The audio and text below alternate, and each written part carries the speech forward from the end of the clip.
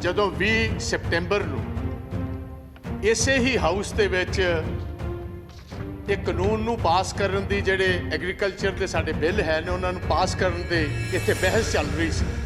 ਮੈਨੂੰ ਮਾਣ ਹੈ ਮੇਰੀ ਪਾਰਟੀ ਇੰਡੀਅਨ ਨੈਸ਼ਨਲ ਕਾਂਗਰਸ ਨੇ ਮੈਨੂੰ ਮੌਕਾ ਦਿੱਤਾ ਐਜ਼ ਅ ਲੀਡ ਸਪੀਕਰ ਗੱਲ ਕਰਨ ਦਾ।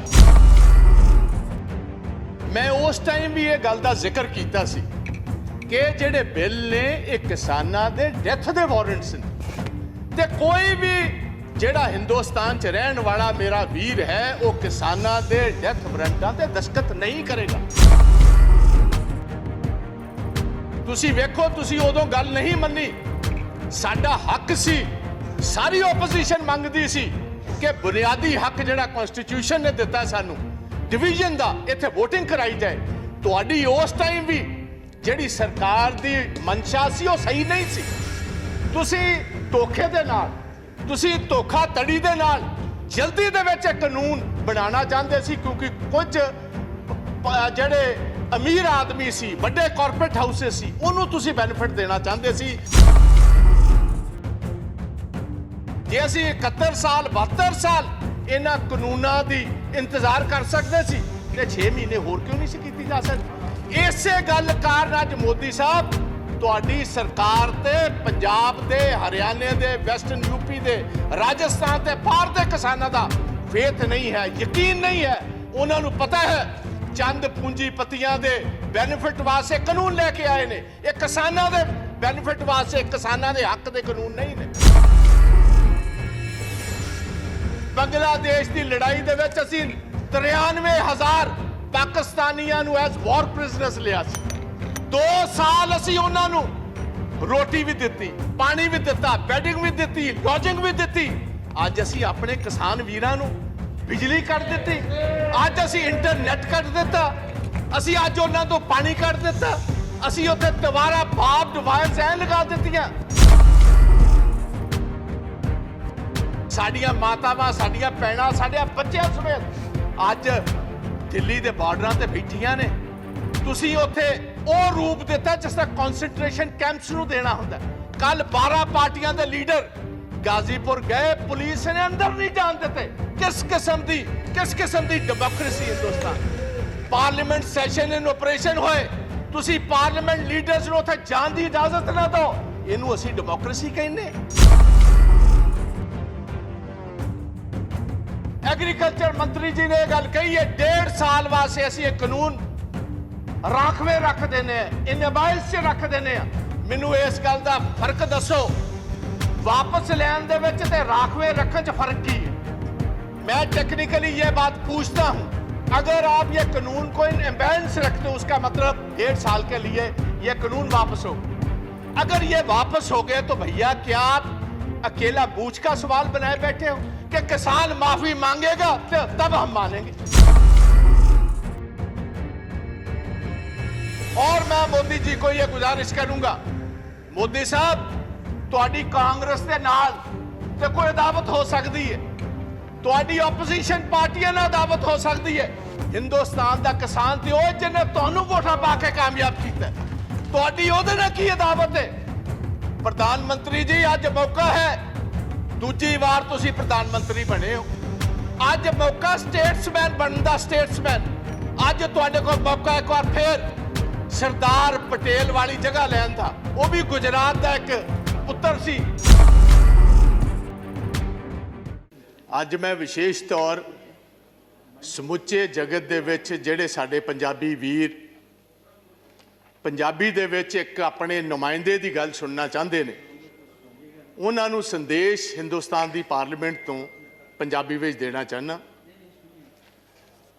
ਚੇਅਰਮੈਨ ਸਾਹਿਬ, ਜਦੋਂ 20 ਸਤੰਬਰ ਨੂੰ ਇਸੇ ਹੀ ਹਾਊਸ ਦੇ ਵਿੱਚ ਇਹ ਕਾਨੂੰਨ ਨੂੰ ਪਾਸ ਕਰਨ ਦੀ ਜਿਹੜੇ ਐਗਰੀਕਲਚਰ ਦੇ ਸਾਡੇ ਬਿੱਲ ਹੈ ਨੇ ਉਹਨਾਂ ਨੂੰ ਪਾਸ ਕਰਨ ਦੇ ਇੱਥੇ ਬਹਿਸ ਚੱਲ ਰਹੀ ਸੀ। ਮੈਨੂੰ ਮਾਣ ਹੈ ਮੇਰੀ ਪਾਰਟੀ ਇੰਡੀਅਨ ਨੈਸ਼ਨਲ ਕਾਂਗਰਸ ਨੇ ਮੈਨੂੰ ਮੌਕਾ ਦਿੱਤਾ ਐਜ਼ ਅ ਲੀਡ ਸਪੀਕਰ ਗੱਲ ਕਰਨ ਦਾ। ਮੈਂ ਉਸ ਟਾਈਮ ਵੀ ਇਹ ਗੱਲ ਦਾ ਜ਼ਿਕਰ ਕੀਤਾ ਸੀ ਕਿ ਜਿਹੜੇ ਬਿੱਲ ਨੇ ਇਹ ਕਿਸਾਨਾਂ ਦੇ ਡੈਥ ਦੇ ਵਾਰੰਟਸ ਨੇ ਤੇ ਕੋਈ ਵੀ ਜਿਹੜਾ ਹਿੰਦੁਸਤਾਨ 'ਚ ਰਹਿਣ ਵਾਲਾ ਮੇਰਾ ਵੀਰ ਹੈ ਉਹ ਕਿਸਾਨਾਂ ਦੇ ਡੈਥ ਵਾਰੰਟਾਂ ਤੇ ਦਸਤਖਤ ਨਹੀਂ ਕਰੇਗਾ। ਤੁਸੀਂ ਵੇਖੋ, ਤੁਸੀਂ ਉਦੋਂ ਗੱਲ ਨਹੀਂ ਮੰਨੀ। ਸਾਡਾ ਹੱਕ ਸੀ, ਸਾਰੀ ਓਪੋਜੀਸ਼ਨ ਮੰਗਦੀ ਸੀ ਕਿ ਬੁਨਿਆਦੀ ਹੱਕ ਜਿਹੜਾ ਕਨਸਟੀਟਿਊਸ਼ਨ ਨੇ ਦਿੱਤਾ ਸਾਨੂੰ ਡਿਵੀਜ਼ਨ ਦਾ, ਇੱਥੇ VOTING कराई जाए। ਤੁਹਾਡੀ ਉਸ ਟਾਈਮ ਵੀ ਜਿਹੜੀ ਸਰਕਾਰ ਦੀ ਮਨਸ਼ਾ ਸੀ ਉਹ ਸਹੀ ਨਹੀਂ ਸੀ। ਤੁਸੀਂ ਧੋਖੇ ਦੇ ਨਾਲ, ਤੁਸੀਂ ਧੋਖਾਧੜੀ ਦੇ ਨਾਲ ਜਲਦੀ ਦੇ ਵਿੱਚ ਕਾਨੂੰਨ ਬਣਾਉਣਾ ਚਾਹੁੰਦੇ ਸੀ, ਕਿਉਂਕਿ ਕੁਝ ਜਿਹੜੇ ਅਮੀਰ ਆਦਮੀ ਸੀ, ਵੱਡੇ ਕਾਰਪੋਰੇਟ ਹਾਊਸੇ ਸੀ, ਉਹਨੂੰ ਤੁਸੀਂ ਬੈਨੀਫਿਟ ਦੇਣਾ ਚਾਹੁੰਦੇ ਸੀ। ਤੁਸੀਂ ਕਾਹਲੇ ਸੀ। ਕੋਰੋਨਾ ਦੇ ਵਿੱਚ ਮੈਨੂੰ ਹੈਰਾਨੀ ਹੈ, ਸਾਰੀ ਦੁਨੀਆ ਜੂਝ ਰਹੀ ਹੈ ਕੋਰੋਨਾ ਦੇ ਨਾਲ, ਸਾਡਾ ਦੇਸ਼ ਜੂਝ ਰਿਹਾ ਕੋਰੋਨਾ ਨਾਲ। 2 ਵਕਤ ਦੀ ਰੋਟੀ ਗਰੀਬ ਲੋਕਾਂ ਨੂੰ ਨਹੀਂ ਮਿਲ ਰਹੀ। ਸਾਡੀ ਮਾਈਗ੍ਰੈਂਟ ਲੇਬਰ ਵਿਚਾਰੀ ਪੈਦਲ ਸਾਈਕਲਾਂ ਤੇ ਬਿਹਾਰ, ਉੱਤਰਾਖੰਡ, यूपी वाल जा रही है। गवर्नमेंट को कोई प्रबंध नहीं उन्होंने वापस कर लेंदा। उस टाइम एक चोर दरवाजे के जरिए, बैकडोर के जरिए ऑर्डिनेंसां दे रूप दे विच ये लैके आए। ये मैनू पहले दसे सरकार ये ऑर्डिनेंसेस लियाउण दी लोड़ की सी। जे असीं 71 साल 72 साल इन्हां कानूनां दी इंतजार कर सकते सी ते 6 महीने होर क्यों नहीं सी कीती जा सकदी। इसे गल कारण अज मोदी साहब ਤੁਹਾਡੀ ਸਰਕਾਰ ਤੇ ਪੰਜਾਬ ਦੇ, ਹਰਿਆਣੇ ਦੇ, ਵੈਸਟਰਨ यूपी ਦੇ, ਰਾਜਸਥਾਨ ਤੇ ਬਾਹਰ ਦੇ ਕਿਸਾਨਾਂ ਦਾ ਫੇਥ ਨਹੀਂ ਹੈ, ਯਕੀਨ ਨਹੀਂ ਹੈ। ਉਹਨਾਂ ਨੂੰ ਪਤਾ ਹੈ ਚੰਦ ਪੂੰਜੀਪਤੀਆਂ ਦੇ ਬੈਨੀਫਿਟ ਵਾਸਤੇ ਕਾਨੂੰਨ ਲੈ ਕੇ ਆਏ ਨੇ, ਇਹ ਕਿਸਾਨਾਂ ਦੇ ਬੈਨੀਫਿਟ ਵਾਸਤੇ, ਕਿਸਾਨਾਂ ਦੇ ਹੱਕ ਦੇ ਕਾਨੂੰਨ ਨਹੀਂ ਨੇ। ਇੱਕ ਹੋਰ ਮੈਂ ਤੁਹਾਨੂੰ ਦੱਸਦਾ, ਮੈਂ ਇਸ ਹਾਊਸ ਦੇ ਵਿੱਚ ਕਿਸੇ ਪੋਲੀਟੀਕਲ ਪਾਰਟੀ ਦੇ ਅੱਜ ਜਿੰਨੇ ਕਿਸਾਨ ਯੂਨੀਅਨਸ ਬੈਠੀਆਂ, ਕਿਸੇ ਲੀਡਰ ਦੇ ਕਹਿਣ ਤੇ ਲੋਕ ਨਹੀਂ ਆਏ। ਇਹ ਜਨ ਅੰਦੋਲਨ ਹੈ। ਹਰ ਘਰ ਦੇ ਵਿੱਚ ਆਪਣੇ ਆਪ ਲੋਕਾਂ ਨੇ ਆਪਣੇ ਟਰੈਕਟਰਾਂ ਵਿੱਚ ਡੀਜ਼ਲ ਪਾਇਆ। ਹਰ ਪੰਜਾਬ ਦੇ ਕਿਸਾਨ ਨੇ ਫੀ ਏਕੜ 500 ਰੁਪਇਆ ਇਕੱਠਾ ਕਰਕੇ ਇਹ ਸਾਰੇ ਕਿਸਾਨ ਯੂਨੀਅਨ ਦੇ ਲੀਡਰਸ ਨੂੰ ਦਿੱਤਾ। ਮੈਨੂੰ ਅਫਸੋਸ ਹੈ ਇਸ ਹਾਊਸ 'ਚ ਕਹਿਣਾ ਪੈਂਦਾ, ਮਨੋਜ ਜੀ 1971 ਦੇ ਵਿੱਚ ਬੰਗਲਾਦੇਸ਼ ਦੀ ਲੜਾਈ ਦੇ ਵਿੱਚ ਅਸੀਂ 93,000 ਪਾਕਿਸਤਾਨੀਆਂ ਨੂੰ ਐਜ਼ ਵਾਰ ਪ੍ਰਿਜ਼ਨਰਸ ਲਿਆ ਸੀ। 2 ਸਾਲ ਅਸੀਂ ਉਹਨਾਂ ਨੂੰ ਰੋਟੀ ਵੀ ਦਿੱਤੀ, ਪਾਣੀ ਵੀ ਦਿੱਤਾ, ਬੈਡਿੰਗ ਵੀ ਦਿੱਤੀ, ਲੌਜਿੰਗ ਵੀ ਦਿੱਤੀ। ਅੱਜ ਅਸੀਂ ਆਪਣੇ ਕਿਸਾਨ ਵੀਰਾਂ ਨੂੰ ਬਿਜਲੀ ਕੱਟ ਦਿੱਤੀ, ਅੱਜ ਅਸੀਂ ਇੰਟਰਨੈਟ ਕੱਟ ਦਿੱਤਾ, ਅਸੀਂ ਅੱਜ ਉਹਨਾਂ ਤੋਂ ਪਾਣੀ ਕੱਟ ਦਿੱਤਾ, ਅਸੀਂ ਉੱਥੇ ਦੁਬਾਰਾ ਬਾਰਬਡ ਵਾਇਰਸ ਐ ਲਗਾ ਦਿੱਤੀਆਂ ਜਿਸ ਤਰ੍ਹਾਂ 1960 ਦੇ ਵਿੱਚ ਬਰਲਿਨ ਵਾਰ ਬਣਾਈ ਜਾ ਰਹੀ ਹੈ, ਇੱਕ ਵਾਰ ਪ੍ਰਿਜ਼ਨ ਬਣਾਇਆ ਜਾ ਰਿਹਾ। ਅਫਸੋਸ ਨਾਲ ਕਹਿਣਾ ਪੈਂਦਾ ਹੈ ਦੁਨੀਆ ਦੀ ਸਾਰਿਆਂ ਨਾਲੋਂ ਵੱਡੀ ਡੈਮੋਕ੍ਰੇਸੀ ਹੈ। ਇਹ ਚੀਜ਼ਾਂ ਅਫਗਾਨਿਸਤਾਨ ਵਿੱਚ ਵੇਖੀਆਂ ਸੀ, ਇਹ ਚੀਜ਼ਾਂ ਇਰਾਕ ਦੇ ਵਿੱਚ ਸਦਾਮ ਹੁਸੈਨ ਦੇ ਵੇਲੇ ਵੇਖੀਆਂ ਸੀ, ਇਹ ਲਿਬੀਆ ਦੇ ਵਿੱਚ ਕਰਨਲ ਗਦਾਫੀ ਵੇਲੇ ਵੇਖੀਆਂ ਸੀ, ਇਹ ਯੂਗੈਂਡਾ ਦੇ ਵਿੱਚ ਇਦੀ ਮੀਨ ਵੇਲੇ ਵੇਖੀਆਂ ਸੀ, ਇਹ ਮਹਾਤਮਾ ਗਾਂਧੀ ਦੇ ਦੇਸ਼ 'ਚ ਕਦੀ ਕਿਸੇ ਨੇ ਸੁਪਨੇ ਵਿੱਚ ਵੀ ਨਹੀਂ ਵੇਖੀਆਂ ਜੋ ਸਾਡੇ ਕਿਸਾਨ ਵੀਰਾਂ ਨਾਲ ਇਹ ਹੋ ਰਿਹਾ। ਸਾਡੀਆਂ ਮਾਤਾਵਾਂ, ਸਾਡੀਆਂ ਭੈਣਾਂ, ਸਾਡੇ ਬੱਚਿਆਂ ਸਮੇਤ ਅੱਜ ਦਿੱਲੀ ਦੇ ਬਾਰਡਰਾਂ ਤੇ ਬੈਠੀਆਂ ਨੇ। ਤੁਸੀਂ ਉੱਥੇ ਉਹ ਰੂਪ ਦਿੱਤਾ ਜਿਸ ਤਰ੍ਹਾਂ ਕਨਸੈਂਟਰੇਸ਼ਨ ਕੈਂਪਸ ਨੂੰ ਦੇਣਾ ਹੁੰਦਾ। ਕੱਲ 12 ਪਾਰਟੀਆਂ ਦੇ ਲੀਡਰ गाजीपुर गए, पुलिस ने अंदर नहीं जान देते। किस किस्म की डेमोक्रेसी हिंदुस्तान। पार्लियामेंट सैशन इन ऑपरेशन होए, तुसी पार्लियामेंट लीडर्स ਨੂੰ ਉੱਥੇ ਜਾਣ ਦੀ ਇਜਾਜ਼ਤ ਨਾ ਦਿਓ, ਇਹਨੂੰ ਅਸੀਂ ਡੈਮੋਕ੍ਰੇਸੀ ਕਹਿੰਦੇ ਆ। ਤੁਸੀਂ ਕਹਿੰਦੇ ਹੋ ਸਾਡੇ ਤੇ ਵਿਸ਼ਵਾਸ ਕਰੋ। ਮੈਂ ਤੁਹਾਨੂੰ ਇੱਕ ਸਵਾਲ ਪੁੱਛਣਾ ਚਾਹੁੰਦਾ ਚੇਅਰਮੈਨ ਸਾਹਿਬ ਤੁਹਾਡੇ ਜ਼ਰੀਏ ਸਰਕਾਰ ਨੂੰ। ਤੁਹਾਡੇ ਐਗਰੀਕਲਚਰ ਮੰਤਰੀ ਜੀ ਨੇ ਇਹ ਗੱਲ ਕਹੀ ਹੈ 1.5 ਸਾਲ ਵਾਸਤੇ ਅਸੀਂ ਇਹ ਕਾਨੂੰਨ ਰਾਖਵੇਂ ਰੱਖ ਦਿੰਦੇ ਆ, ਇਨਬਾਇਸ 'ਚ ਰੱਖ ਦਿੰਦੇ ਆ। ਮੈਨੂੰ ਇਸ ਗੱਲ ਦਾ ਫਰਕ ਦੱਸੋ, वापस लेने दे विच ते राखवे रखने च फर्क की है? मैं टेक्निकली ये बात पूछता हूं, अगर आप ये कानून को इन एम्बेंस रखते हो उसका मतलब 1.5 साल के लिए ये कानून वापस हो गए। अगर ये वापस हो गए तो भैया क्या आप अकेला बूझ का सवाल बनाए बैठे हो कि किसान माफी मांगेगा तब हम मानेंगे? आप ये बात कहने को तैयार हो हम अपने इन कानून में तरमीम करने को तैयार है, असि तरमीम करने को तैयार। होता मतलब है कानूना विच वड्डी कमी है, आपने खुद कबूल किया इसमें बहुत सारी कमी है। अगर कमी है तो वापस क्यों नहीं लेते? और मैं मोदी जी को यह गुजारिश करूंगा, मोदी साहब तुहाडी कांग्रेस के नाल ते कोई अदावत हो सकती है, तुहाडी ओपोजिशन पार्टियां नाल अदावत हो सकती है। हिंदुस्तान दा किसान ते ओह जिन्हें तुहानू वोटां पा के कामयाब कीता, तुहाडी ओहदे नाल की अदावत है? प्रधानमंत्री जी अज मौका है, दूजी बार तुसी प्रधानमंत्री बने हो, अज मौका स्टेट्समैन बनने दा। स्टेट्समैन अज तुहाडे कोल मौका एक बार फिर सरदार पटेल वाली जगह लैण दा। वो भी गुजरात का एक पुत्र सी जिन्हों लोग वल्लभ भाई पटेल नूं सरदार के टाइटल नाल जानते हैं। अज तुहाडे कोल मौका है, आओ चलो, मैं तुहाडे नाल चलना, चलो सिंघू बॉर्डर। किसान जे तुहाडे नारे ना मारनगे को मैं तुहाडे बेनिफिट वास्ते लेके आया सी। जे तुसी नहीं कबूल दे, अगर आप समझते हो ये आपके हक के नहीं है, भाई मैं वापस लेता हूं। इसमें आपका बड़ापन होगा। दरिया दिली जो लीडर होता है वो उसका सीना भी उतना बड़ा होना चाहिए, दरिया दिल होना चाहिए उसको। दरिया दिली दिखाइए। आज आपको स्टेट्समैन बनने की जरूरत है, प्रधानमंत्री तो आप सेकंड टाइम बन गए। आज सारा देश इंतजार करता है कि मोदी साहब कब आएंगे। वो तोमर साहब की बात पर यकीन नहीं करते।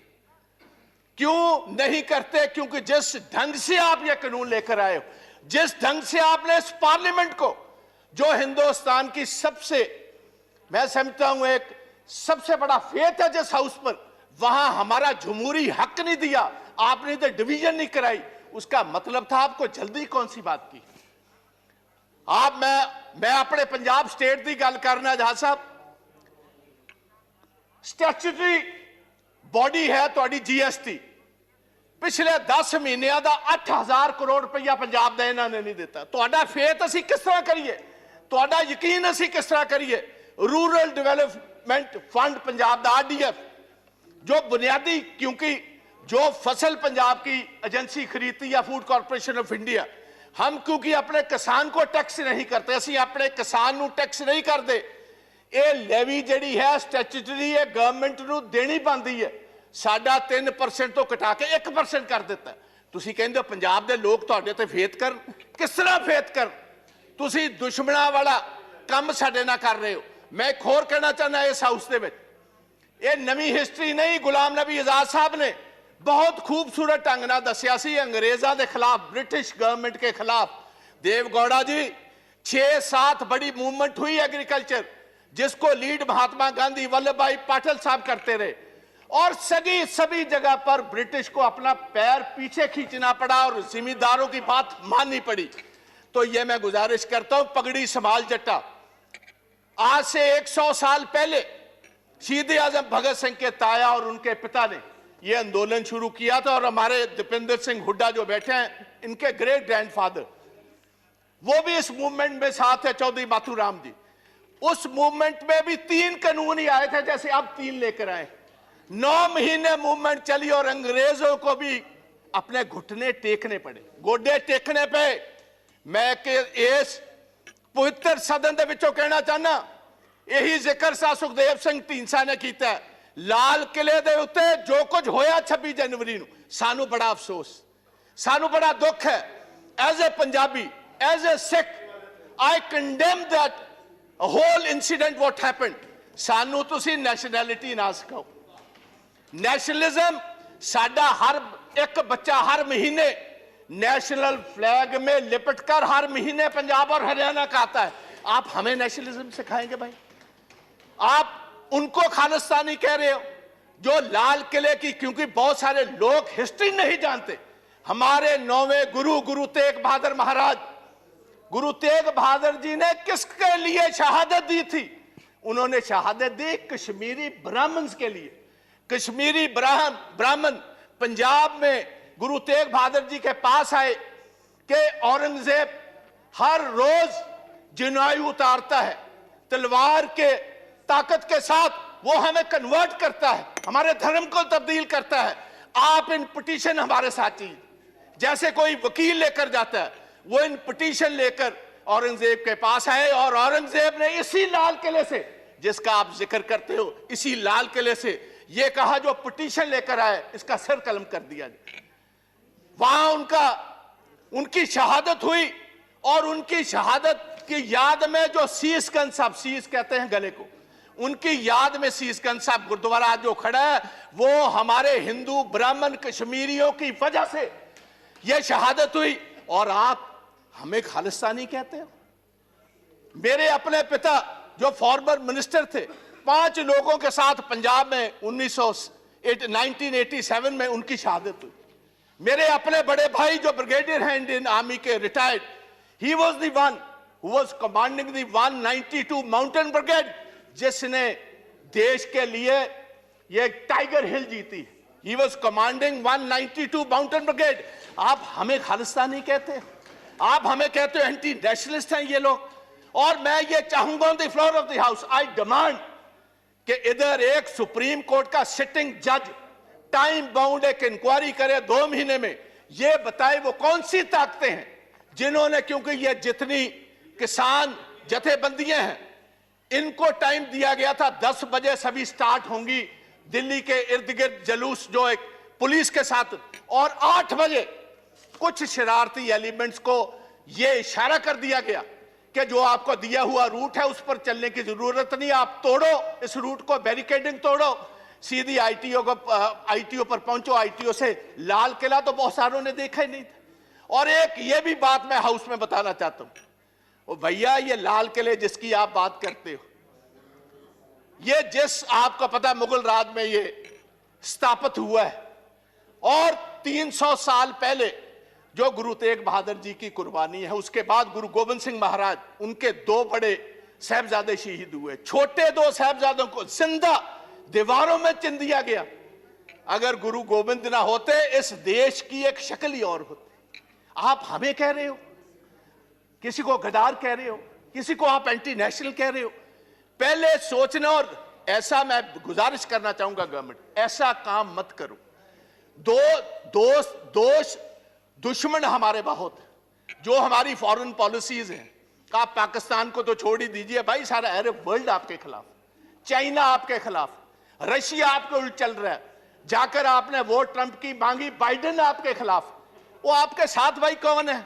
अगर कुछ आपके साथ नेशनलिस्ट होकर आप उनको भी तोड़ना चाहते हो, उनको भी डराना चाहते हो, उनको भी धमकाना चाहते हो, ये कभी नहीं चलेगा। और पंजाबी और सिख विशेष तौर प्यार से तो बात आपकी मान सकते, डर से, डरावे से, बंदूक से, तोप से ये डरने वाली कौमें नहीं। इन्होंने तो सारी हिस्ट्री ही शहादत की है। तो मेरी गुजारिश है, ये ब्लैक लॉज वापस लीजिए, ये काले कानून वापस लीजिए। प्रधानमंत्री जी आप कहते हो मैं एक कॉल अवे हूं, भाई किसी के पास आपका नंबर है? किसके पास आपका नंबर है? आप क्यों नहीं इन किसान जथेबंदियों को, ये मेंबर्स ऑफ पार्लियामेंट, इनको साथ लेकर चलिए, हम चलते हैं आपके साथ। आओ आपके जय जयकार के वहां नारे लगवाएंगे। आप इन कानूनों को वापस लीजिए। आप 1.5 साल के बाद नए कानून लाइए, सिलेक्ट कमेटी में भेजिए। जितने स्टेक होल्डर्स हैं, किसान जथेबंदियां हैं, किसान हैं, मेंबर्स ऑफ पार्लियामेंट हैं, चीफ मिनिस्टर हैं, हमारे एग्रीकल्चर साइंटिस्ट हैं, उनको कहिए खेती के लिए, किसानों के लिए कौन सी सबसे बेहतरीन कानून है। कॉर्पोरेट्स के लिए नहीं, कॉर्पोरेट्स को हम बेनिफिट नहीं देंगे। हम किसानों के बेनिफिट के लिए कानून लाओ, हम आगे होकर आपकी मदद करेंगे। आओ एक नई इतिहास की सिर्जना करें। मैं इतना ही कहता हुआ एक लास्ट में जस्ट धन्यवाद प्लीज भारद्वाज जी। एक बस मैंने किसानों के लिए, पंजाब के किसानों के लिए एक छोटी सी कविता लिखी है, वो पढ़कर इजाजत ले लूंगा। कहते ने चीर देंदे ने पहाड़ हुंदा जिन्हां नूं जनून, रह के मंजिलां तो दूर किथे मिलदा है सकून। हारदे नहीं हुंदे मर्द दलेर, बस हौसला बना के तुसी किसान वीरो रखियो। असी जितांगे जरूर, जंग जारी रखियो, असी जितांगे जरूर, जंग जारी रखियो। जय हिंद, जय जवान, जय किसान, ते वाहेगुरु जी का खालसा, वाहेगुरु जी।